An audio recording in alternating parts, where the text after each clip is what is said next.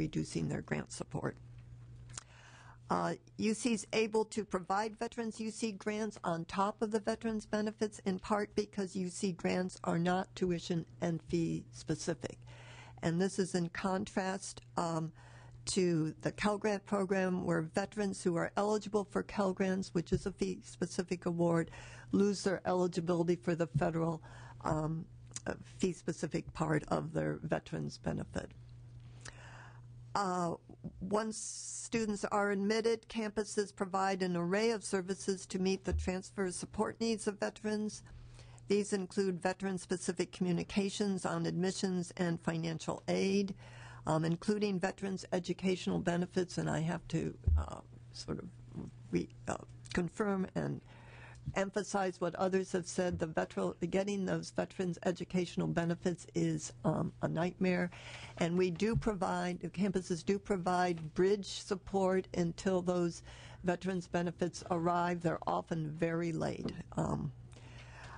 We provide veterans orientations and a couple of 4-credit courses that are designed to help veterans acclimate to their campuses.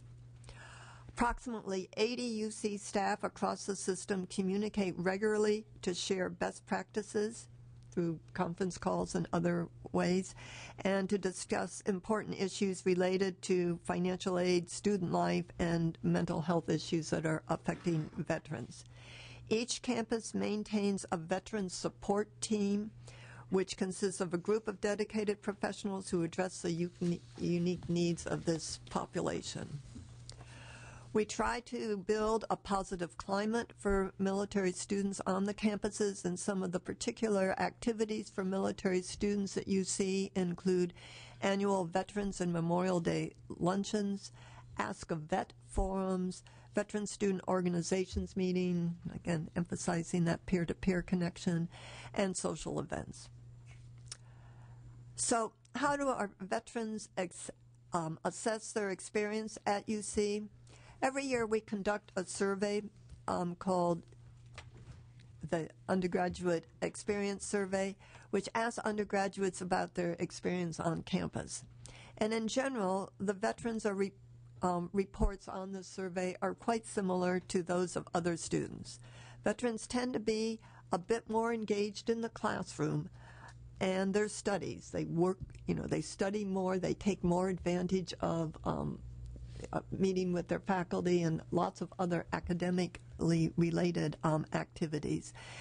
And they're less involved in non-academic activities, some of the social events, partying, for instance. And that's in perhaps part because they are older than our other students. They're about average 28 years old rather than 23, which is for other students. And they are more mature. And finally, I want to report on the overall success of our veterans at UC. They're nearly 3/4 of those entering as transfers graduate within 3 years, and that's only a little lower than the graduation rates for our non-military transfers. So we are being, I think, quite successful in not having a revolving door for our veterans and getting them into programs where they can't succeed. They are coming and they are succeeding at UC. Thank you. Thank you, Ms. Jeffrey. At this point, we'll open up for questions from committee members. Mr. Sajjan. Thank you, Mr. Chair.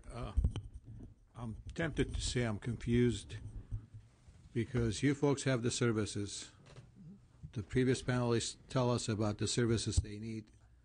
Where is the failure that we're not communicating what's available for them? Are we not reaching out? What do we need to have in place? Aren't we maybe marketing the products you have? Do you have the supplies? They're the demand. How come if this is all in place, they're not receiving them? I mean, can somebody help me understand why, if you have the goods and those who needs the goods, and we're not connecting, where is the failure? Where is the disconnect? Let me make just one comment which builds, I think you were the one that were talking about the bureaucracy and the difficult of navigating through the system. And you've heard of a lot of services that are being offered, and the reason that some of those services and why they're so important is that the bureaucracy and the difficulty that the veteran students are having is. Let me interrupt you for a second here.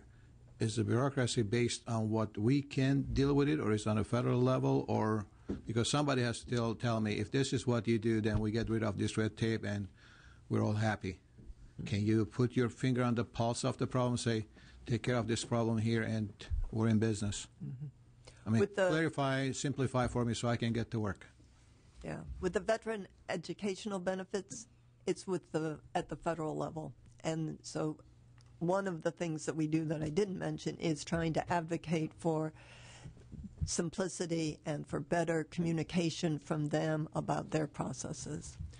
And I would just respond to that by saying that I think the system has identified these problems that were mentioned earlier. The programs that we put in place this past year are directly in response to the comments that we heard from the students.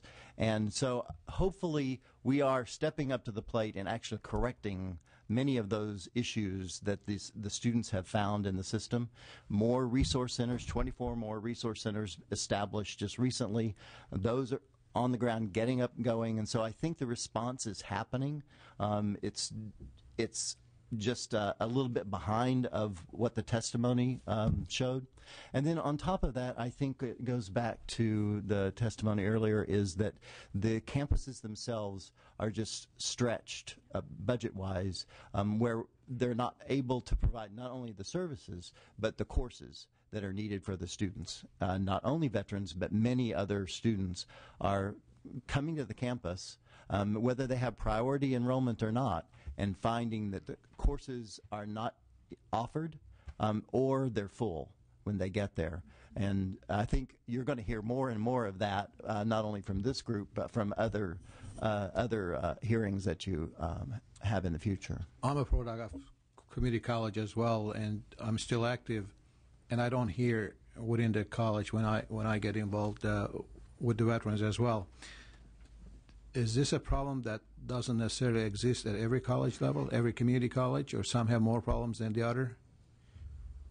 I can speak to that.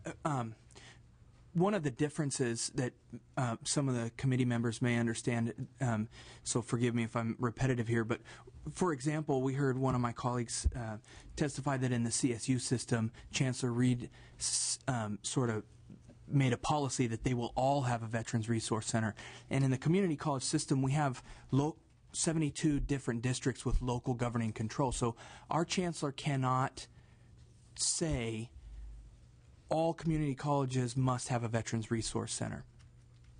So I think what Dr. Russell was trying to explain is that in light of that, what we're trying to do instead is write the report that we've given you guys, explaining it as a best practice, and conduct trainings like the summit that we've done in San Diego. So we're actively out in the field trying to share with the colleges such as Moorpark that don't have a Veterans Resource Center what some of our other college, I'll use Butte for an example in Northern California, that has an exemplary Veterans Resource Center, and how we can get those best practices sort of rolled out to all campuses. But again, as Dr. Russell mentioned, in this time of sort of extreme budget cuts and local governing control, some campuses have been able to do that more quickly than other campuses. But I agree with Dr. Russell. The momentum is there, and we're actively pursuing that. We'll have to give the chancellor more authority to deal with this issue, but I doubt he would actually. He will. That's live politics to us. Thank you, Mr. Chair. It's again, Mr. Sargent. Just while the chancellor can't mandate each college have a resource center, we could. We can, but that would be an unfunded mandate, and we'd have to come up with the funding. So that's really the issue. More the funding than the authority. I have a speakers list of Ms. Atkins, Dr. Pan, Ms. Yamada, and Mr. Fong. Ms. Atkins. Thank you, Mr. Chairman. And I think it really, the first thing we get to is what Dr. Curtin said, and it's really good to see you up from San Diego, is we've got to have more funding for education. I think that's a piece of it we all have some responsibility for in terms of how we approach citizens and voters and what we do to raise revenue. And we need to keep that in mind because, it's heart-wrenching to hear that story of resources actually available, financial resources available, but it doesn't matter. Now, that is a sad story to hear. So I think we've got I get it. We've got a major budget problem, and we all need to be working on revenues so that the classes will be available, the faculty will be there to respond. And in addition to that, it sounds like a lot is going on. Well, in addition, the community colleges, there's more of them than there are the CSUs and the UCs. So it's great that you're looking at it in terms of a best practice and how to implement it regardless of whether you have the resources to do one on every single campus, which would be ideal. So it sounds like you are yet again figuring out how to do more with less in order to meet the needs. We do need more of an overall roadmap, and it seems to me, a number of us serve on the Interagency Council on Homelessness, the Select Committee on Homelessness, and we like the approach of an Interagency Council on Veterans Affairs, and I hope a number of their meetings as they focus on education, jobs, health care, housing, that they're able to bring us back some good recommendations and make some efficiencies in government that we can use. It certainly sounds to me like we need to do a reach-in program as opposed to we need to reach out to the veterans before they come out of the military and maybe do a better link in terms of services available so that handoff occurs before active duty military are leaving the service. And I'm sure a lot of that is being done, but we need to get better at it, more efficient, maybe through the council, certainly working with the colleges and the universities. So I kind of get the roadmap. We need more resources, but it sounds like you're doing a lot of good things. It's really, to my colleagues, they know this. We know this in California. 2 million veterans in California. We have the highest percentage of veterans. We have the highest percentage of homeless veterans. We have to be the ones to figure this out and create the model. Even if we need federal assistance, I think we are the best case to make to the federal government of how their piece of it needs to be better, because we're the model, or we could be the model for what to do, particularly given our population of veterans. You're right, they're assets. We don't want to lose individuals that could help our economy grow, could help our state, and bring the revenue back to us.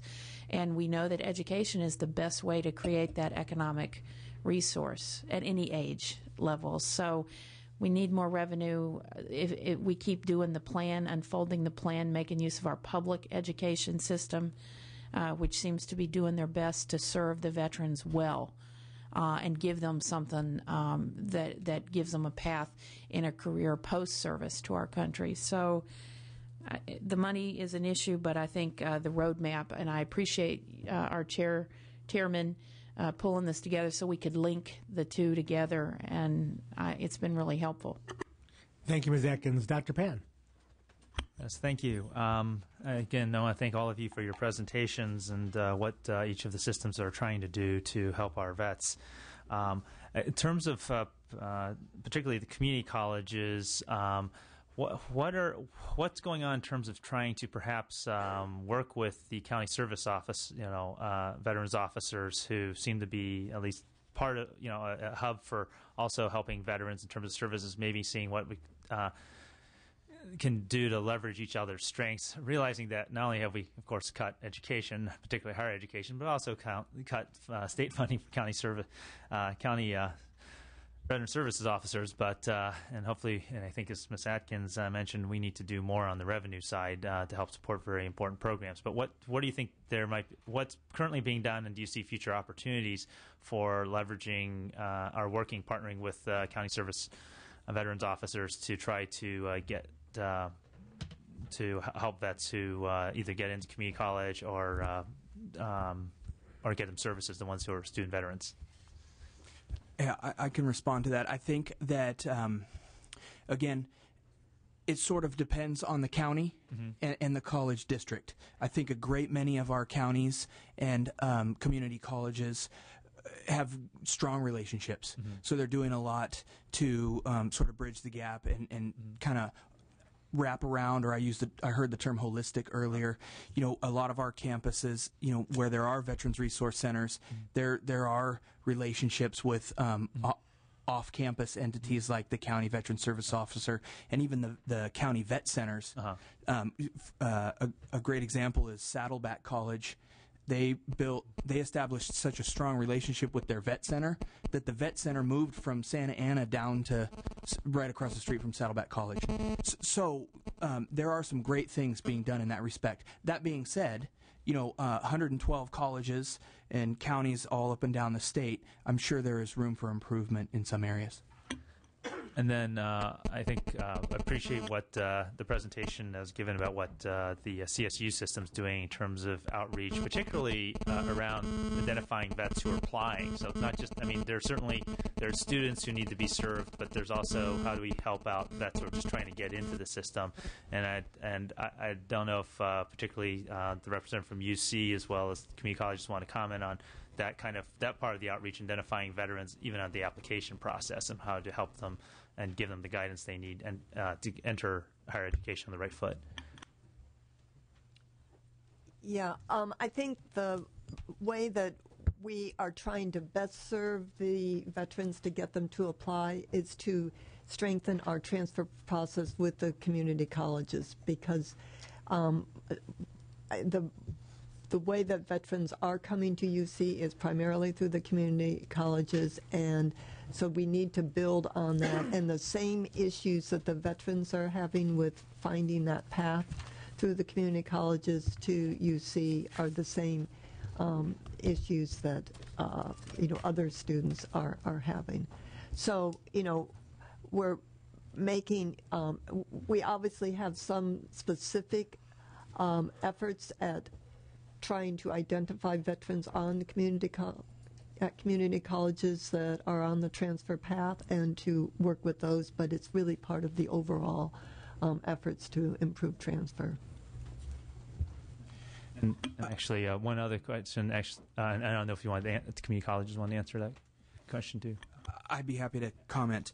One of the ways that we're attempting to reach veterans that come to our colleges is through the prominent VRCs on campuses. So unlike the testimony that you heard earlier, they don't wander around the college looking for where to go and how to be served. The Veterans Resource Center is on campus. It's prominently located. We're working right now on a mobile app so that veterans can input their zip code and not only find a community college near them, but also the name of the building where the Veterans Resource Center is located and the hours of operation. We're working on that through our communications division. What sort of opened the door for that was the MOU that we signed recently with the California Department of Veterans Affairs. So that's one of the ways that we're working on that. Another way that I'd like to comment on is the Interagency Council of Veterans has been mentioned, and we have a seat at the council. We recently attended the meetings, and there was this discussion earlier in testimony about the TAPS program, which is Transition Assistance Program, and we feel very strongly, and we hear this from our student veterans as well, that we need some sort of a program, whether it's a seat at TAPS itself or whether it's a unique TAPS-like program for education. We need to be able to, formally reach veterans before they separate and educate them on, some of the federal complexities of the GI Bill, some strategies of, time at a community college, possibly time spent doing basic skills, coming up to college-level coursework, then the transfer process. So strategizing, the benefits have a finite time period on them. So, I think what I'm trying to get at is making an informed choice. So educating veterans on higher education. So we're working with the council. I think something like that is definitely necessary. I'll mention Saddleback College one more time. One of the ways that they attempt to educate their student veterans is they have a contract I don't think it's a contract, but they have worked out a system with Camp Pendleton where they bring service members who are going to separate soon, and they get them on a bus and they bring them up to campus for a day, and they give them a tour and they talk about benefits. They do all that. So they show them the Veterans Resource Center, and so something like that across the system, I think, would work towards that end. That's great. And actually, one more question. Actually, as a UC professor, I was actually surprised to hear, even though there's been this rapid growth where it's quadrupled, the very small number of veterans in the entire UC system. I mean, 1,400 is like, there's 13 times as many homeless vets as there are veterans in UC. So what is UC doing to improve those numbers? I actually think that's shockingly low. And then only having a few hundred in graduate schools and professional schools at UC. So what are we doing to try to help more vets be able to, well, I think all the systems certainly are all very important, but I wonder whether we shouldn't be doing a lot more outreach in UC and helping them get into UC. Yeah. The biggest issue with getting veterans to UC is getting the veterans that are prepared to do UC work. And so it is getting over that hurdle of having the preparation in order to be admitted, because obviously we don't want to admit and enroll veterans to have them fail. So, that's why I was saying we do emphasize the community college transfers, so that the students, when the veterans, when they transition back out from the military into education, that they get their feet wet, that they find their way and their path, and then they come. Once they have been, once they've got that preparation to come, I think we actually are enrolling them, and we're admitting them. We're giving them the services they need in order to find their way. As I said, the yield rate for the ones that we admit is higher than for other students. And then providing all of the services to help them find their way through the bureaucracy and et cetera once they're here, to establish that climate. I think that the other piece is to make sure that veterans know that the climate and that UC is welcoming to the veteran population, and we've been working on that. And part of that is through the veterans that are already at UC, them reaching out to other prospective students to let them know what the experience is like at UC. Dr. Curtin, did you want to add to that? One of the things that we found that has been uniquely successful is the power of cohorts. And there's a bonding that goes on with veterans when they're on active duty, and that's part of what they miss so much when they leave, is that they feel like they're not really belonging to anything. So we've been working, and there's been a number of different successful programs that's trying to spread those out, but one that has been with Miramar College, one of our community colleges, and the Miramar base has been taking a cohort through and starting to move them through the process of what courses that they need and kind of keeping them together. And we found that the graduation rate, the completion rate of those courses has jumped way up. The interest level in other students going in, and some of those cohort-based courses, the desire of the students is almost double what we can offer. So it's something that we think could translate on to, as the students go into their upper level courses, if we can really establish something that's cohort based. And from my previous experience on active duty, I was at the Naval Postgraduate School, and our standard student comes there 10 years older than their counterparts do. And it's a tremendously challenging academic program, and it's a place where more astronauts have graduated from there than every place else in the world combined. It's that challenging and academically oriented. But their success rate is so high because they come there, they're part of a cohort, and they push and pull each other through. And if we can translate that kind of zeal back into our schools and find a way of supporting it and funding it, I think that could be a real successful model. Okay. Well, that's wonderful. I do think that it's, I think aside from the benefit to the veterans for all the outreach that all of you are doing, I do think there's also benefit to all the other students to be able to study and to hear and to work with a veteran. And so I appreciate everybody doing. I hope we can get more veterans at UC, because I think that probably not enough UC students get to work with a veteran and hear their experiences and so forth. And certainly I appreciate what CSU and community colleges are struggling with. And I've been proud to be at the launch of the Veterans Center at Sac State, and that was very exciting to see. And certainly look forward to hearing more about what's going on with the Interagency Council and so forth, that we can try to do more to help our vets get into higher education. Thank you, Dr. Pan. Ms. Yamada, Mr. Fong, and Colonel Cook. Thank you. Just a quick question to quantify. I heard that all 23 CSUs have a specific veterans coordinator. How many of the 112 colleges of the community college system have a similar? I don't think it's all 112, and there may not be the same quote unquote need. Some campuses may have very few, and then also the same question for the UCs, although we only have 1,400 veterans. So do we have an identified site, for each campus? First, I can get back to you in the future with more concrete data. Okay. But second, what I can say is that we have, so every campus has at least a veteran certifying official. So we have 112 veteran certifying officials at a minimum. So most of our campuses have more than that. Many of our campuses have a veteran-specific counselor who counsels student veterans specifically. And then many of our campuses have Veterans Resource Centers, and many of those have a Veterans Resource Center coordinator. I'm sorry to say I don't have exact numbers for you, and that's why I said I can get back to you soon. Okay. We're soon to launch a survey to collect data from all of our campuses to have these figures. And UCs, again, your numbers are I'm also sharing the surprise that it's 1,400, but is there a specific person?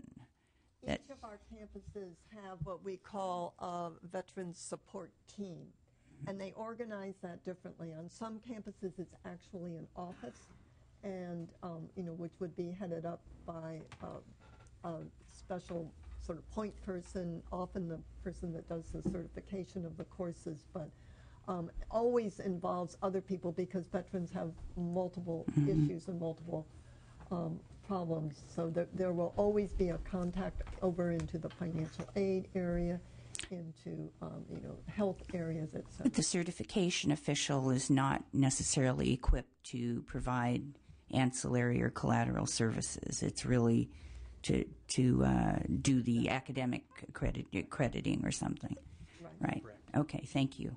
Well, I just was going to make a comment that we send men and women out, to fight for our country. I don't think they should have to come back and fight for their educations and careers. I think we have to do better. Thank you, Ms. Yamada. Mr. Fong. Okay, I'm going back to a compelling story by Daniel Ayers, student peer mentor at Los Rios Community College District. He says he suffers from post-traumatic stress injury and disorder and traumatic brain injury. And I've noticed that the Chancellor's Office received $75,000 from the Zellerbach Family Foundation, and you chose some good colleges. De Anza College is in my district, City College of San Francisco is large, and College of San Mateo. And I'm trying to do a quick fix here. Does the Los Rios Community College District have this information? Is it sitting in the district office, or is it being implemented by the faculty and staff? That's an excellent question. So we did renew the grant with Zellerbach, and we're working now to do an RFP process so that we can work on rolling that grant out to other colleges statewide. So certainly the training will be open to faculty and staff from American River College and all the rest of our colleges in the near future. We provided it as recently as December here in Sacramento, and that was open to faculty and staff statewide. And actually, Mr. Ayers came and spoke at our conference in December, and he and I had a chance to meet in San Diego in December. But anyways, to answer your question, I'm not sure that anybody has joined or has attended that training from American River College yet, but it certainly is and will be available to faculty and staff at ARC in the future. Thank you. Thank you, Mr. Fong. Colonel Cook. Yes, I'll be very brief. Just want to make a comment as a former veteran and graduate student at Cal State and UC. I never got invited to any of the extracurricular parties. Where's my invitation? This goes back to the earlier comment we had, and I know the community colleges. I share the same thing. I think that's where most of the veterans are going to be going. They do well. Most of them will transfer to Cal State or UCR. I know that personally. And I have to play a little bit of Pontius Pilate right now. You know, we have a huge problem in this state, and it's going to get worse. And because in the next few years or months, what have you, we're going to have a tremendous cutback in the military. And this problem we're talking about is going to be exacerbated even more. And I know we have, you know, going all the way back to the Montgomery GI Bill and the post 9/11 bill and everything like that. But the amount of money that's going to be realized from the cutback is going to be quite a bit. It's obviously going to offset the deficit problem we have at a federal level. But it struck me as, and we had talked about getting something from this committee where we might petition our legislators from California or Washington, where we got part of that money, that small money, particularly for transition funds for some of those areas where if we don't invest in that now, we're probably going to be paying for it later. From a cost-benefit analysis, it just makes sense. And we all agree that from a state perspective, you know, the money is not going to be forthcoming. And how can we address that? And I was just wanted to see if, you know, where you had some type of grant program that would be almost an incentive. And I'm looking at the community colleges right now because they're all so different.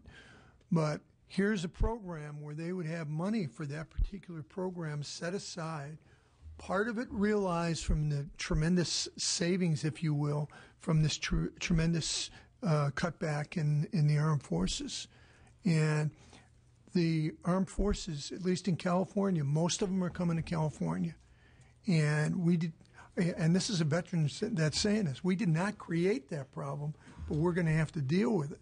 But I think the federal government is going to have to help us out on that. And if the issue is that the state college, or excuse me, the community colleges, because that's where most of them have that interaction, I think that would be something to pursue. And I wanted to get your feeling on that, whether you'd be supportive of that incentive. Might give you a chance to get more money. We'll take it. We visited D.C. just in the last couple of weeks. The chancellor was there, meeting with Department of Labor, Department of Education, and many of the representatives and senators there. And I know that the veterans issue was high on the priority for the discussion. So I will take that back and ask him to connect that, make that connection and ask for more funds to backfill the needs that we have to provide the resources for veterans. Yeah, and I'm not looking for new money. I'm just looking for money that it was kind of like when the end of the Cold War, and we talked about you know, and where some of that money would be going. I'm sure that the finance or the budget's back there, you know, they're going to go in. But if we don't ask for it up front right away, particularly for California, and might even have to have a cost-benefit analysis to show in the long run. We all hopefully have learned our lesson in Vietnam and the other wars and everything like that, that if we don't pay now, we're going to pay later. So, yeah, I think we called it the peace dividend. And perhaps these two committees want to get together and co-sign letters to our congressional delegation reminding them of California's needs in higher education for veterans. So that's at least something we can do. One quick question on efficiency of use of money. ACE has this guide we've heard a lot about that seems to be a tremendous tool for community colleges and others to use. Do all of our community college districts use the ACE guide now? And how many don't if they don't, and why not if they don't? I don't have an accurate number of how many do and don't. I know that some do use it, and most often it's the campuses that have high numbers of veterans attending, obviously. But I don't have the exact number. I will try to get that from the campuses and let you know. I did actually make a few notes of some ideas that popped in my head of ways that we might streamline the access to ACE, and I'm anxious to talk with the ACE representative to see if we can work some of those things out. Great, thank you. That'd be very beneficial. Yes, sir. I just would like to add a comment that our academic senate did pass a resolution encouraging all our colleges to adhere to the ACE guidelines. Good. Well, thank you. That's great. Appreciate that. With that, I want to thank this panel, and at this point, we have opportunity for public comment. So thank you, panel members. If any members of the public wish to address the committee, again, please stick to the topic serving student veterans. Please come forward and use the microphone, the fire microphone on that end. And Sergeant, if you could just push the button for folks if they wish to speak. Does any member of the public wish to address the committee? Any member of the public wish to address the committee? If so, come forward, please. Come forward, line up. You get up to 2 minutes to address the committee. Please start by stating your name and any organization you might be affiliated with. Yes, sir. Okay, my name is Brandon Marshall. I'm a student vet at Sac State, about to graduate in government. And I really like your idea of sending signed letters to the federal government, because I know as the state, the budget keeps getting cut, and higher education unfortunately falls under that too often. But because of our high numbers, I believe that it would be beneficial if the federal government kind of helped us along since we do have a higher number of vets and homeless vets and whatnot. And but I would really also like to praise Sac State's government program for their peer mentoring program. I was a mentee and a two-time mentor, and I benefited a lot as a mentor. But as a mentee, I walked in as a 25-year-old, and I had a 19-year-old mentor. And basically, he's just like, "What do you want to know?" I was like, "What can you show me?" He's like, "I have no idea." And that was basically all I learned. And so I don't know what you guys can do for schools and all that, but pushing peer mentoring of veterans, I think, is very essential. Okay, thank you so much for your comment. Next member of the public, if any. Yes, sir. Please state your name and organization. My name is Jim Cahill, and I represent my son and myself. I'm a father and a vet, and I ran around Sac State about the same time as Paul Cook did, too. After I got back from Vietnam, went on to a successful career as an educator, master's degree.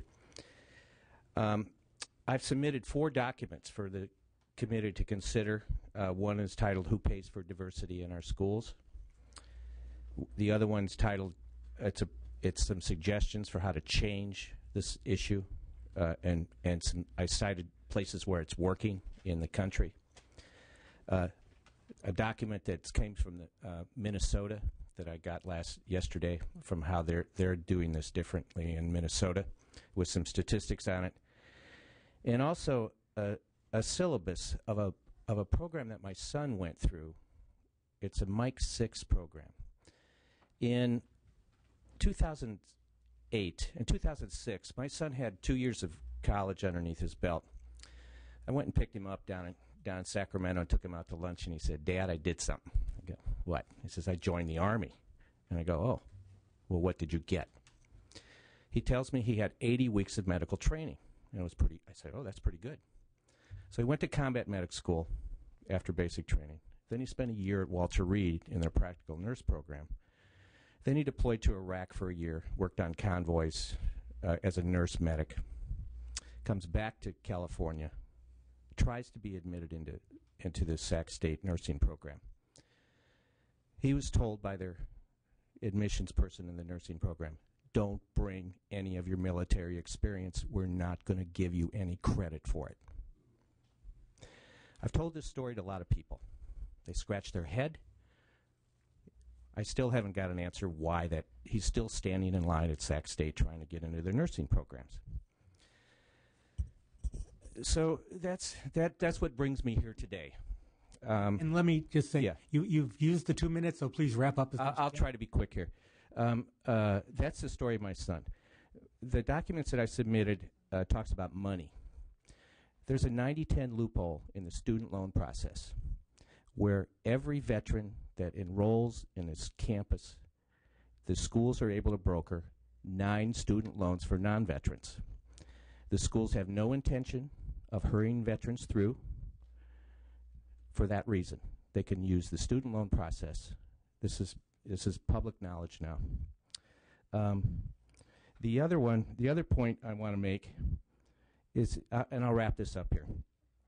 Everyone in this room has invested tax dollars in these young men and women that you've seen today. Regardless of your opinions of the wars, the schools give no credit to our vets for training and experiences, but force them to retake classes that are redundant. We're wasting tax dollars again by forcing them to reuse the GI Bill again and give them nothing. In closing, I have one more thing to say. I taught for many years with a man named Jim Hall. He came back from Vietnam as a Marine Corpsman. He wanted to be a nurse. He looked around our country in 1972 for a place where they would accept his medical training. The only place in our country that gave him any credit for it was Duke University. From that recognition, Duke University built a physician's assistant program. 40 years later, it's the same case. Thank you very much. Thank you.